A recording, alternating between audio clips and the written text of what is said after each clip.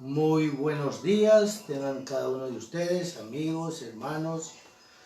Aquí estamos una vez más, soy el pastor Luis Fernando Nores Barriga, de la Iglesia Manantial del Cielo, y estamos trabajando en alianza para la evangelización mundial con la misión en Corea del Sur que preside el pastor Ryu Wan-sud y con el equipo de Latinoamérica que está a cargo de los pastores Hong, el pastor Shin, el pastor Park, el pastor Go y una gama de pastores muy centrados en lo que es la evangelización mundial.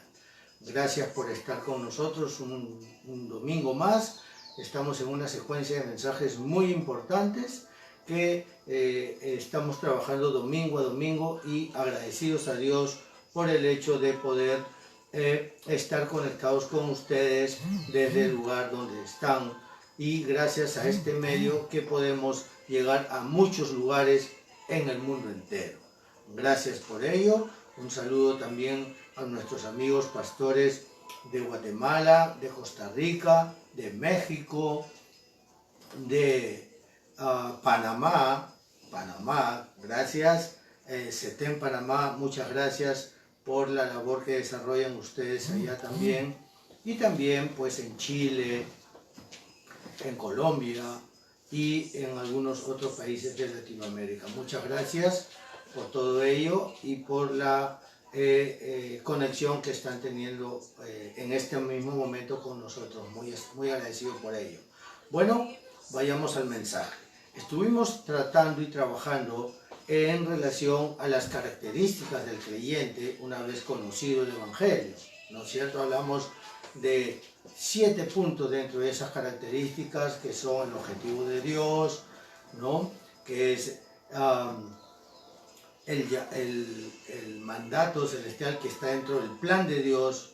Entonces también hablamos de la misión de Dios, hablamos de la devoción absoluta, hablamos del método absoluto, hablamos de el horario absoluto y por último lo que tiene que ver con que grabamos y sellamos la palabra de Dios, la enraizamos en nuestras vidas personales a través de la experiencia de la oración con la palabra de Dios, y eso nos lleva a desarrollar propiamente una nueva naturaleza.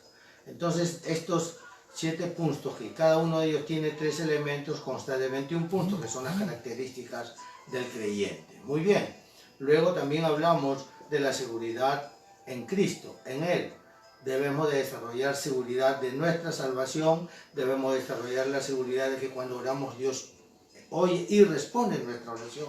Debemos desarrollar la seguridad de que el Espíritu Santo no solamente mora en nosotros, sino que también nos guía y obra a través de nosotros. Debemos de tener la seguridad de que si en algún momento de nuestra vida fallamos o erramos, Dios es fiel y justo para perdonarnos y limpiarnos de toda maldad. Entonces tenemos la seguridad del perdón de pecados. Y por último, en el punto 5 de las seguridades, hablamos de la seguridad de la victoria en Cristo Jesús. Dios nunca nos va a dar algo de lo cual no podamos pasar, ¿ok? No vamos a ser probados más allá de lo que podamos resistir. Entonces tenemos la seguridad de la victoria en Cristo Jesús, el Hijo consumado es, en Él somos más que vencedores. Muy bien, también hablamos del poder de Dios, del poder que Dios da. Entonces nos centramos en el poder espiritual como el primer punto. Luego vimos que también Dios nos da sabiduría y hay un poder de sabiduría para poder desarrollar cada una de las misiones que Dios nos da. También desarrollamos el poder físico de mantenernos con buena salud en estos tiempos tan difíciles en el que estamos realmente con este tema del COVID-19, que vemos que con mucha congoja, con mucha tristeza, vemos que muchas personas están pereciendo, están dejando de existir, y oramos a Dios para que Dios nos guarde, nos proteja, nos cuide, y sabemos que en el Señor todas las cosas ayudan a bien. Quiere decir que ni la muerte nos podrá parar porque el Evangelio continuará. Entonces también hablamos del poder económico, que es el cuarto poder, ¿no es cierto? ¿Para qué? Para que podamos desarrollar la economía, las finanzas, para la evangelización mundial, justamente. Y el quinto poder es el poder, el poder interpersonal, que nos lleva a poder desarrollarnos en cualquier campo y con cualquier tipo de persona. También vimos otros puntos que son las bendiciones del salvo, ¿ok? Entonces hablamos de las bendiciones del salvo también, que somos hijos de Dios, y esa es la mayor bendición, porque a través de la salvación, pues Dios nos dio la potestad de ser hechos hijos de Dios. Obviamente que tenemos el desarrollo de que vivimos como hijos de Dios, pero bajo la guía de su Santo Espíritu. Tenemos al servicio ángeles para que se cumpla el propósito de Dios. Cuidado, no tenemos ángeles a nuestro servicio para que nosotros hagamos lo que queremos y que ellos nos ayuden. No, solo es para el servicio de Dios. Muy bien, después también tenemos el hecho de que Dios nos ha dado la ciudadanía celestial. En Filipenses capítulo 3, verso 20 dice que nuestra ciudadanía es celestial. Mire qué tantas extraordinarias bendiciones que Dios nos da. Amén. Y así sucesivamente. Pues hoy día vamos a estar compartiendo en esa secuencia. Vamos a ir primeramente a el texto de base. El texto bíblico está en 2 de Timoteo capítulo 3, versos 16 al 17. Hablamos que hoy día íbamos a compartir un mensaje muy importante, y de eso vamos a estar detallando un poquito, quizás no tan ampliamente por el tiempo, pero sí estamos siempre, una vez más les recuerdo, amigo, amiga, usted que nos está viendo, estamos siempre a la disposición de que si usted quiere conocer un poquito más de lo que compartimos a través de este medio, usted lo único que tendría que hacer es enviar un mensaje dentro del video o de la transmisión que está viendo en este momento, y nos podemos conectar con ustedes, le podemos dar la información que usted desee con todo gusto. Estamos para servirles. Muy bien, vamos a la lectura de la Escritura. 2 de Timoteo capítulo 3, versos 16 y 17. Y el verso 16 dice de esta manera: toda la Escritura es inspirada por Dios y útil para enseñar, para redarguir, para corregir y para instruir en justicia. Y dice el verso 17, a fin de que el hombre de Dios sea perfecto, enteramente preparado para toda buena obra. Y en base a estos textos que estamos leyendo en 2 de Timoteo capítulo 3, 16 y 17, vamos a entrar al mensaje de hoy. Y el mensaje de hoy va a distinguir algo muy importante. Por ejemplo, lo que va a distinguir es la educación judía. ¿Con qué? Con la educación bíblica que nosotros desarrollamos. Muy bien, vamos a ir a los puntos, ¿ok? Vamos a tratar de ser los más específicos, ¿no? Y a la vez breves, para no ocupar mucho tiempo. Y vamos a ver el primer punto.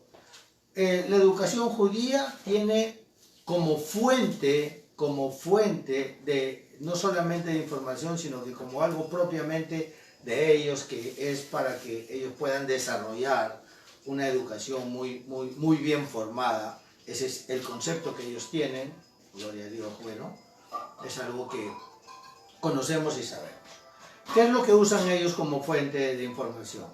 El Talmud, el Torá y el Shama. Entonces, podemos ver claramente que el Talmud es una obra literal que recoge las principales discusiones de rabinos de esos tiempos, de tiempos muy antiguos, ¿no es cierto? En cuanto a qué, a las leyes judías, pero también a las tradiciones, también a las formas que tienen ellos como costumbres y muchas de esas cosas. Entonces ellos, a través de esa literatura, de esos libros, ellos tienen conceptos de personajes, ¿ok? Tienen conceptos de personajes en cuanto a las escrituras específicas que ellos tienen, ¿no es cierto? En cuanto a qué, al Torá. El Torá, el contenido del Torá está basado en los 5 primeros libros de la Biblia, que le llamamos también el Pentateuco, ¿no es cierto? y el Shema. Y el Shema es lo que tiene que ver con que ahí está escrito unas plegarias que son como un contenido dentro de lo que ellos tienen que desarrollar 2 veces al día. Lo hacen por la mañana y por la noche.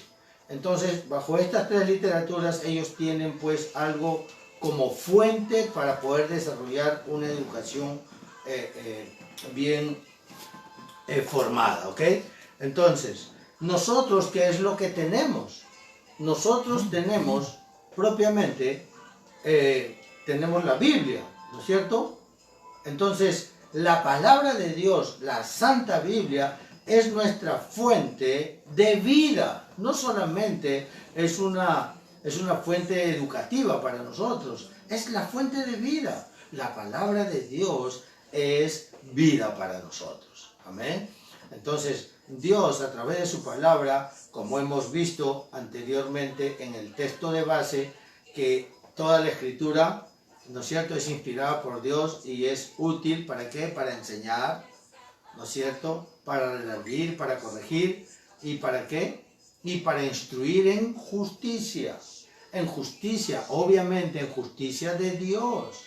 Entonces, basados en esto es que nosotros vivimos bajo el alimento que es la palabra de Dios para nosotros, y eso nos lleva a conocer la verdad, la cual nos hace verdaderamente libres. Muy bien, ahora vamos a ver en el punto 2 qué es lo que pasa. Aquí vemos que los judíos desarrollan su educación basados en grandes personajes, ¿ok? Basados en grandes personajes. Y nosotros tenemos que darnos cuenta que ese es el orgullo de ellos. Ellos tienen pues cierto intelecto, cierto elevado intelecto en cuanto a el desarrollo de sus funciones o de sus labores. Hoy en día en este último siglo podemos ver que han habido muchos judíos sobresalientes en todo el mundo en relación a ciencia, ¿verdad? Hace décadas atrás se desarrolló premios a la alta inteligencia de personas que han obtenido premios como este premio Nobel que le llamamos, ¿no?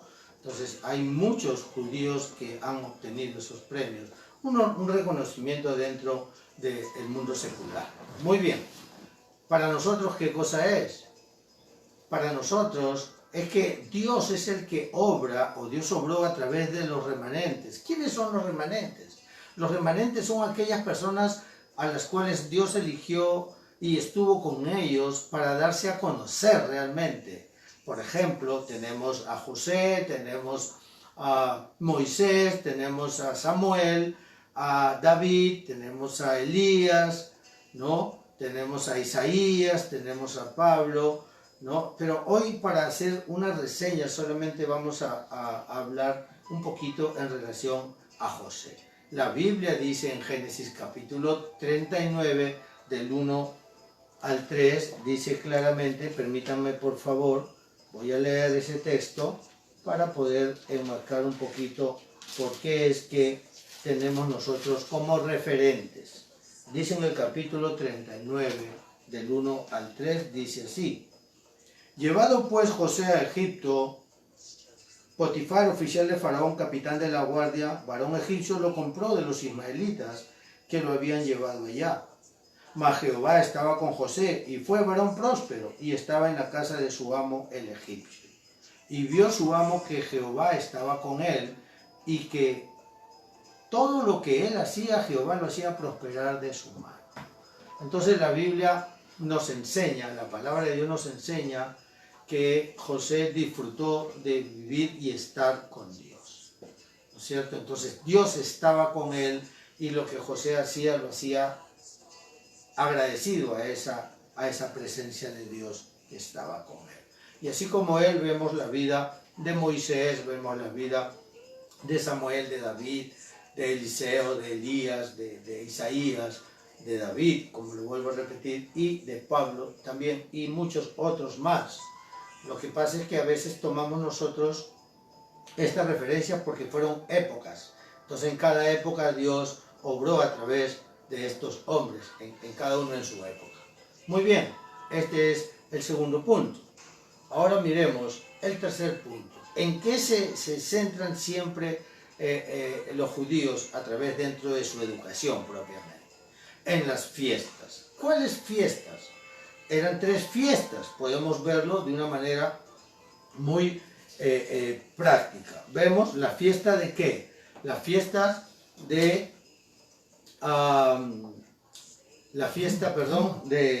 de la Pascua, por ejemplo, ¿no? La fiesta de la Pascua, ¿qué es lo que muestra la fiesta de la Pascua? La celebración memorial del día que el pueblo de Israel salió de la esclavitud de Egipto.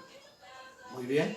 Entonces hubieron algunas manifestaciones, por ejemplo en Levíticos capítulo 23, el verso 5 dice: es el mes primero a los 14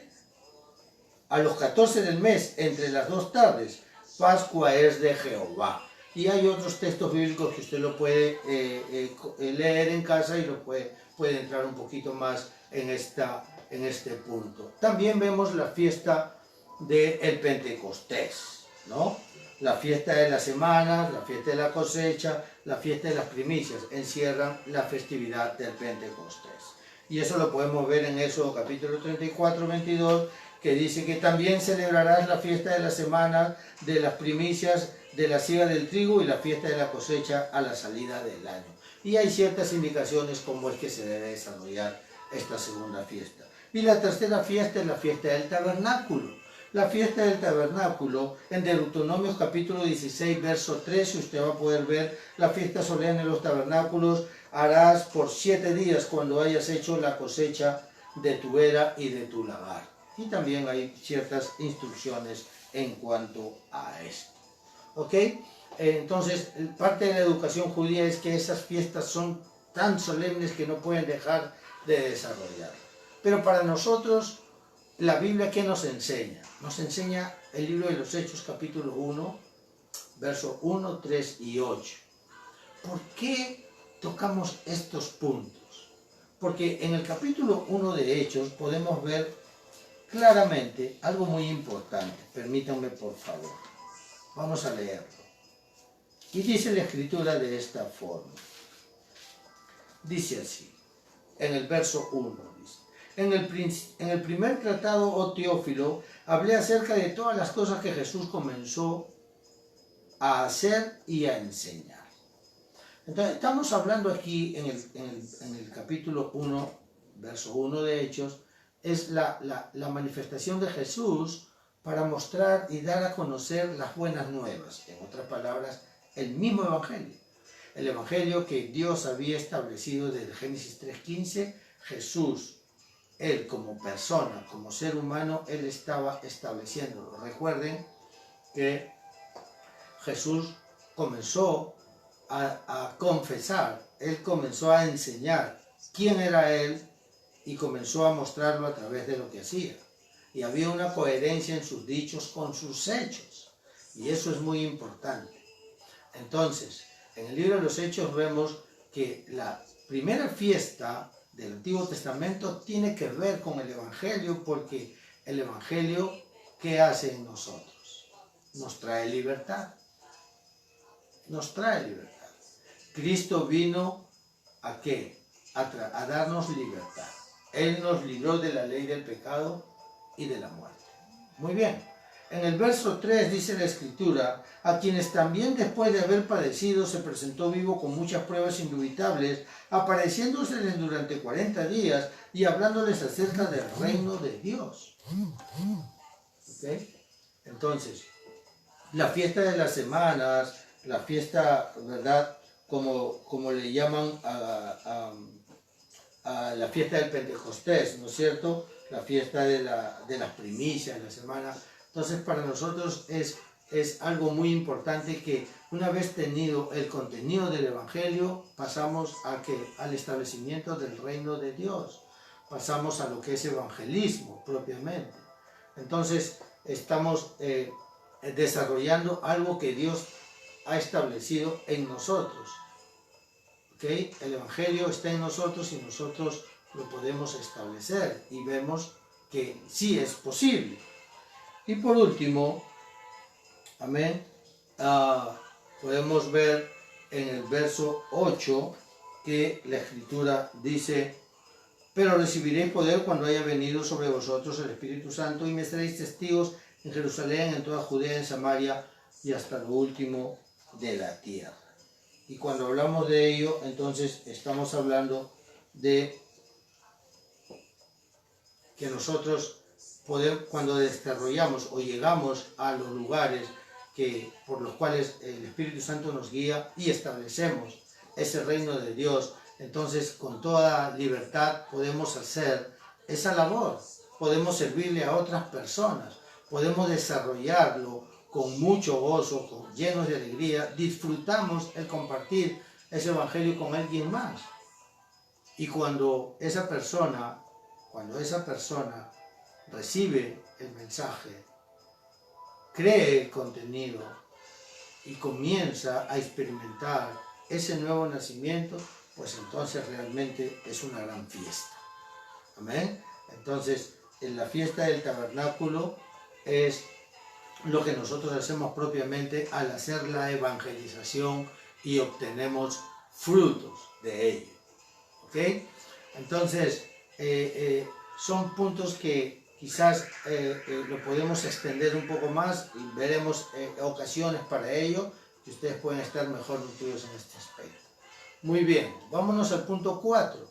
Y en el punto 4 vemos el séptimo día. El séptimo día.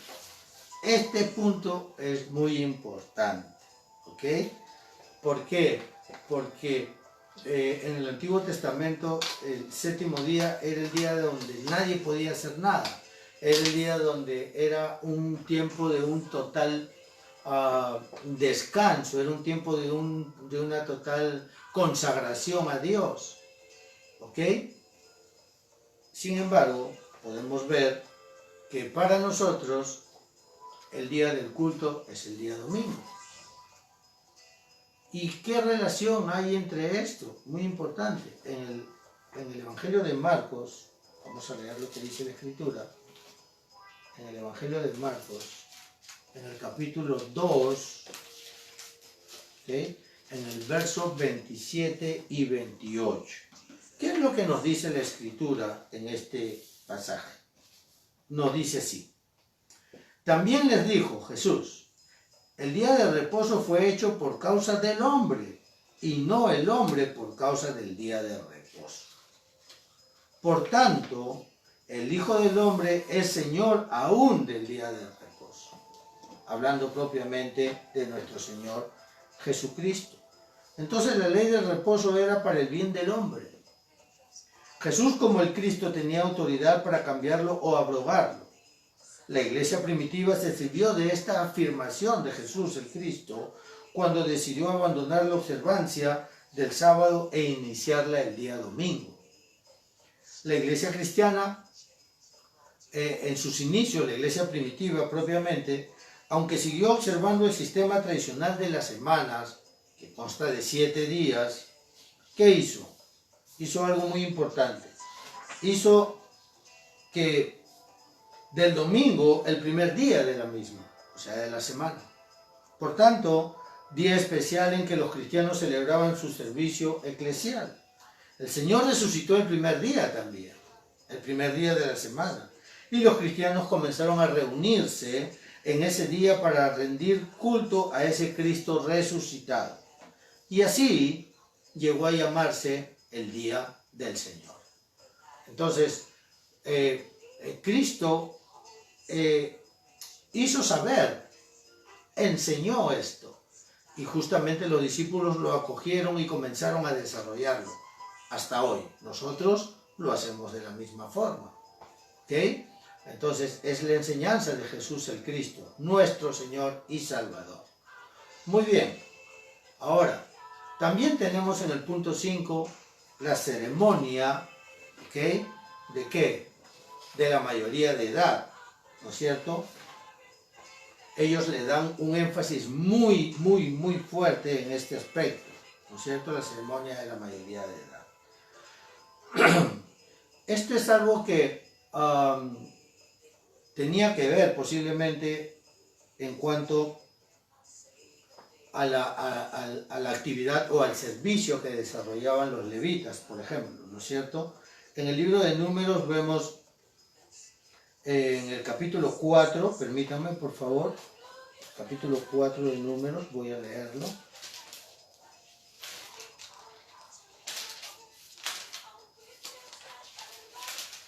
Hay algo muy importante que quiero compartirles. Dice en el verso 3, dice: de edad de 30 años arriba hasta 50 años, todos los que entran en compañía para servir en el tabernáculo de la reunión. Quiere decir que solamente las personas que llegaban a los 30 años podían desarrollar un servicio en el tabernáculo. ¿Ok?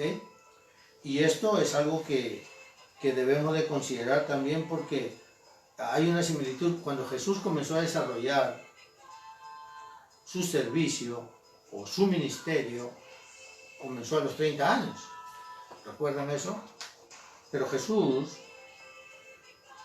comenzó a desarrollar su ministerio como maestro porque era lo que iba a desarrollar en esta tierra en relación a la misión que él tenía o a la asignación que Dios el Padre le había dado. ¿Ok? A pesar de que Jesús no era un levita, no estaba sujeto a este reglamento, pero él lo hizo a los 30 años también.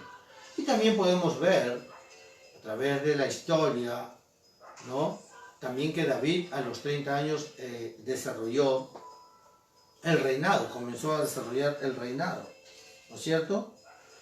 Y tampoco era un requisito. Pero vemos también que José, que hablamos de inicio, también justo cuando cumplió 30 años pudo desarrollar la labor pública en Egipto. 30 años también. Entonces había algo muy relacionado en esos aspectos, ¿no es cierto? Pero sí tenemos que tomar en cuenta que esta mayoría de edad se considera mucho, ¿ok? Sin embargo, para nosotros es algo muy importante lo que tenemos que considerar, ¿ok? Vamos a ver. ¿Qué es lo que vemos nosotros?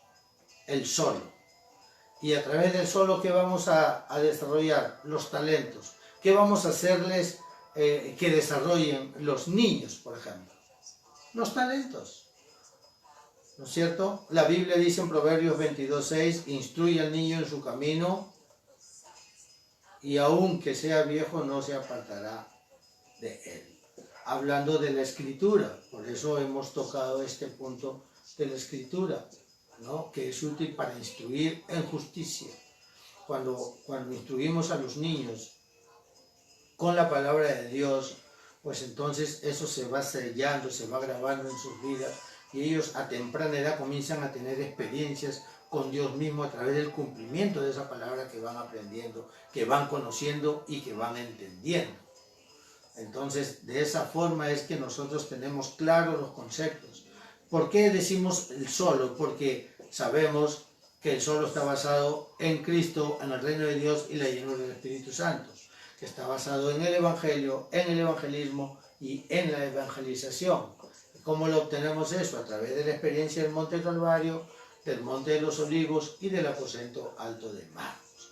Entonces, bajo esos tres eventos podemos llegar a conocer esas tres experiencias y la entendemos como lo que acabamos de decir: evangelio, evangelismo y evangelización. Muy bien. Entonces entramos al punto 6, las sinagogas.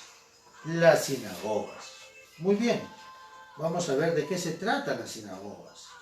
Se trata de un sitio donde sí, habían oraciones, estudio, pero también era una reunión de diálogo e interpretación del Torá. Esas eran las sinagogas, ¿ok? Entonces se centraban en eso, ¿no? Sin embargo, nosotros, ¿qué es lo que hacemos? Nosotros hacemos de la unicidad una socialidad. ¿Por qué? Porque hacemos algo muy importante. Nosotros tenemos el concepto. En nuestra mente tenemos el Evangelio, sabemos lo que implica el evangelismo y la evangelización, y es lo que está en nuestro corazón, y de acuerdo a eso tenemos una acción. Entonces, cuando llegamos a las personas, lo hacemos con sencillez, obviamente, con mucha humildad, pero también nos relacionamos con las personas. Y quiero leer algo con relación a esto. ¿Qué implica esto? Es promover las condiciones sociales que favorezcan al desarrollo igualitario de todas las personas o la extensión de cierto bien a toda la sociedad. ¿Qué mayor bien que la Biblia, que la palabra de Dios, que el Evangelio? ¿Qué mayor bien que las personas sean salvas? No hay mayor bien que ese.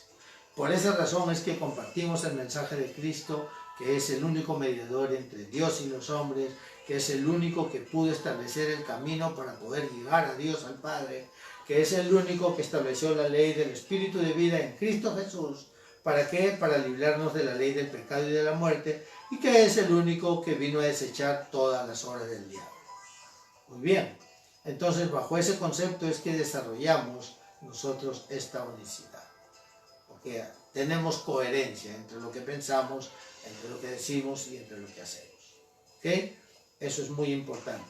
Sin embargo, los judíos iban a un lugar y allí es donde desarrollaban todas estas cosas y entraban en diálogos o aún en discusiones en relación al Torá, o sea, centrados en los 5 primeros libros de la Biblia.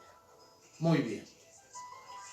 La última o el último punto es la logia. Hablemos de esto. Miren, qué importante es este punto, ¿ok? Entonces, cuando hablamos de la logia, podemos ver que hay algo que muchas personas quizás lo desconocen. ¿Pero qué es una logia? Se entiende aquella agrupación o conjunto de personas que se reúnen para un objetivo específico. Pero la particularidad es que tienen una característica un poco rara. Todo lo hacen en secreto.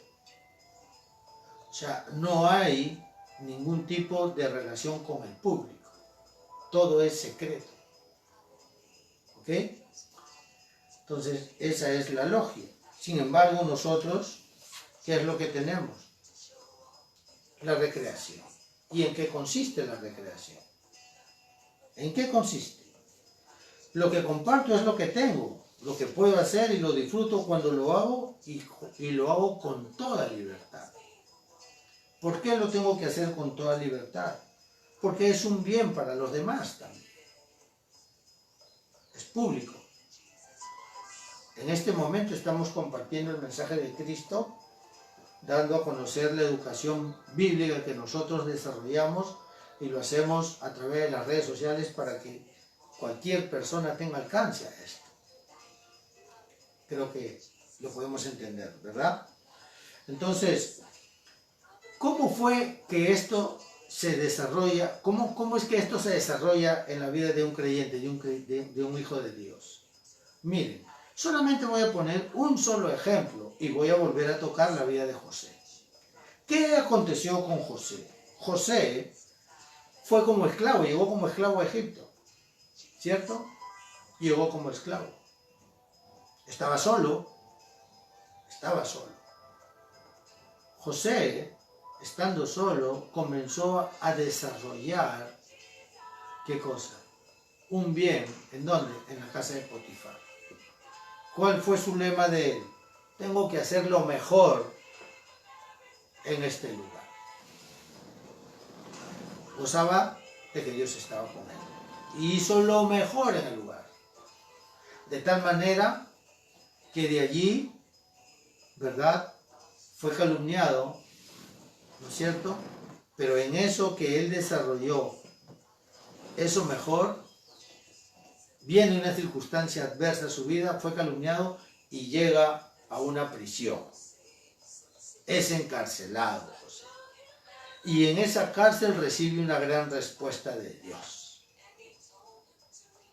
Entonces comienza a desarrollar, ya no que estaba solo, sino que a través de las respuestas comenzó a desarrollar esa unicidad. Comenzó a pensar, comenzó a sentir y comenzó a hacer lo mismo. Todo centrado en Dios. Y de allí, de esa cárcel, ¿a dónde llegó? Llegó al palacio. ¿Por qué? Porque tuvo relación en la cárcel con personas que fueron usadas para que él llegue a ese palacio. Y cuando llegó al palacio, ¿qué aconteció? Aconteció que él dio a conocer a Dios. Lo dio a conocer a Dios a través de ¿qué? De la misma provisión que tenía, y que todas las naciones de la tierra de esos tiempos llegaron a Egipto para comprar provisión. ¿Y quién tenía el encargo de todo? José. Y a través de eso, ¿qué se estableció? La evangelización mundial. Entonces, de eso se trata la recreación. Y hemos visto que desde el quinto punto hemos visto cosas muy importantes con relación a qué, al solo, a la unicidad y a la recreación, ¿no es cierto? En la mayoría de edad, el solo, en las sinagogas, la unicidad, y en la logia, la recreación. Por eso es importante seguir o tener la secuencia de los mensajes para poder tener un mejor entendimiento de lo que estamos compartiendo. Y si por ahí usted no ha tenido la secuencia de los mensajes, pues sin ningún inconveniente y al contrario, con mucho deseo de servirle, podemos hacerle alcance de un mayor detalle de estos mensajes, si usted tiene a bien el poder solicitarlo. Muy bien. Nuestra iglesia Manantial del Cielo, sabemos que estamos para el servicio de cada uno de ustedes, ¿no? Y recalcamos, trabajamos con la misión de Alianza para la Evangelización Mundial de Seúl, Corea del Sur, que preside el pastor Liu Bansu. Muy bien. Permítanme, antes de despedirnos, hacer una oración por esta educación bíblica que tanto necesitamos. Tanto necesitamos. Es algo que realmente necesitamos. En estos tiempos tan difíciles, pues no bajemos la guardia, mantengámonos firmes los que tenemos este mensaje, los que tenemos el contenido, y podamos compartirlo con alguien más en todo momento. En todo momento. Recordemos en el libro de Deuteronomio, en el capítulo 6, del 4 al 9, Dios le dice al pueblo: yo soy su Dios, yo soy uno, yo soy su Dios. Y las palabras que les doy hoy, dice así, estén sobre su corazón y transmítansela a los hijos, a sus hijos, en casa, en todo momento, en todo tiempo y en todo lugar de casa. Si esté en el dormitorio, si esté en la sala, si esté en la cocina, donde esté, usted puede compartir el mensaje a sus hijos. Entonces, vamos a ver esto de una forma muy, muy detallada e importante. Nosotros somos personas que nos centramos en la palabra de Dios, en la Biblia, en esos 66 libros sagrados. Por eso se llama la Santa Biblia. Porque Biblia puede ser un conjunto de libros, como por ejemplo, libros contables, es un conjunto de libros contables, libros de medicina es un conjunto de libros de medicina, esa es la Biblia del médico, esa es la Biblia del contador, un conjunto de libros de un abogado es un conjunto de libros de leyes, pues esa es su Biblia del abogado. Pero del Hijo de Dios, del creyente, del cristiano, es no solamente un conjunto de libros, sino que es un conjunto de libros sagrados. Por eso, usted cuando mira su Biblia, va a decir allí la Santa Biblia, porque son libros santos, son libros sagrados, donde podemos encontrar la verdad absoluta de Dios. Muy bien, permítanos orar. ¿Ok? Padre, bendito Dios, te agradecemos en el nombre de Jesús por el tiempo que nos das de poder compartir tu palabra, tu mensaje, que Jesús es el Cristo, Señor, y que solo en Él hay salvación y vida eterna. Gracias por cada persona que hoy nos oyó, por cada persona que nos está viendo, por cada persona que está viendo los videos, Señor, que tú obres de una manera muy especial en cada uno de ellos. Te pido, Señor, por aquellas personas, Señor, que siguen viendo, Señor, a sus familiares, Señor, que están siendo víctimas de este virus, Señor. Padre Celestial, muchos de ellos han fallecido. Te pido por las familias, Señor, para que tú les traigas consuelo, que traigas, Señor, a tu palabra, Señor, que ellos puedan recibir, Señor, esa palabra de consolación, Padre, y que ellos puedan conocer tu verdad. Padre, te pido que tú obres, Señor, en cada una de estas personas y aquellos que en este momento están pasando por este problema, por esta enfermedad. Padre, te pido que tú, Señor, alivies, Señor, sus vidas, que traigas bienestar, Señor, y que conforme a tu voluntad hagas y que nos ayudes, Señor, a recibir, Señor, y a aceptar tu voluntad para la gloria y honra de tu santo nombre. Padre, gracias en el nombre de Jesús de Nazaret, y todos decimos amén. También para recordarles que el próximo domingo tenemos algo muy importante. El próximo domingo 14 de junio tenemos el mensaje La Oración. Entonces vamos a ir añadiendo mensajes que van consecuentemente con lo que estamos desarrollando. Hablamos de que en el objetivo de Dios tenemos que por la palabra desarrollar el objetivo, el plan y la misión. Por la oración, la devoción, el método y el horario. Muy bien, pues ahora vamos a ver cómo es que se desarrolla esa oración para poder tener la devoción, el método y el horario. Así que vamos viendo poco a poco cada uno de los puntos a desarrollar. Les agradezco mucho, ya saben, cualquier información ustedes pueden contactarse con el WhatsApp más 51 98 569 9316 o al más 51 973 867 645 o los celulares que tiene usted a la vista. Le agradecemos mucho a cada uno de ustedes por su atención y le deseamos que disfrute usted de la salvación que Dios tiene para usted. Muchas gracias, que Dios le bendiga.